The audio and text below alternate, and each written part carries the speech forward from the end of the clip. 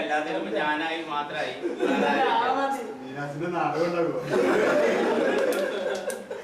ഈ കഥയുടെ പേര് ഞാൻ ഇങ്ങോട്ട്, ഇതും മോഷ്ടിച്ചതല്ല.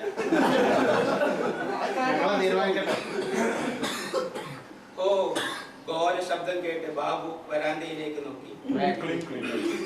ഒരു തീജ്വാലാവിടെ ജ്വാലയിൽ നിന്നൊരു പ്രത്യേക ശബ്ദം, ഞാനാണ് ദൈവം. ദൈവത്തെ കണ്ട് ബാബു ആകെ അമ്പരന്നു.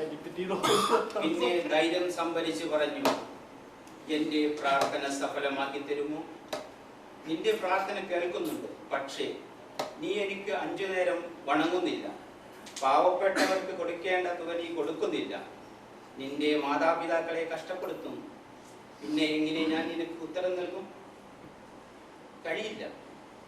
നിന്റെ മാതാപിതാക്കളെ നീ കഷ്ടപ്പെടുത്തുന്നത് പോലെ നിന്നെയും നിന്റെ മക്കൾ കഷ്ടപ്പെടുത്തും എന്നത് ഞാൻ ഉറപ്പു തരാം എന്ന് പറഞ്ഞ് ദൈവം അപ്രത്യക്ഷമായി. അതോടെ പെട്ടെന്ന് ബാബു ഉറക്കത്തിൽ നിന്ന് ഞെട്ടി ഉണർന്നു. ബാബുവും ഭാര്യയും വയസ്സായപ്പോൾ അവരെ മക്കൾ വൃദ്ധസദനത്തിലേക്ക് കൊണ്ടാക്കി. ഇതിൽ നിന്നുള്ള പാഠം, മാതാപിതാക്കളെ നന്നായി നമ്മൾ നോക്കണം. അതിൽ ഒരു വീഴ്ചയും പാടില്ല. നമ്മുടെ സക്കാത്തുകൾ അർഹതപ്പെട്ടവർക്ക് എത്തിച്ചു കൊടുക്കുക. പാവപ്പെട്ടവരുടെ കണ്ണീർ നോക്കുക. ആരെയും ചെറുതായി കാണാതിരിക്കുക. അസ്സലാമു അലൈക്കും.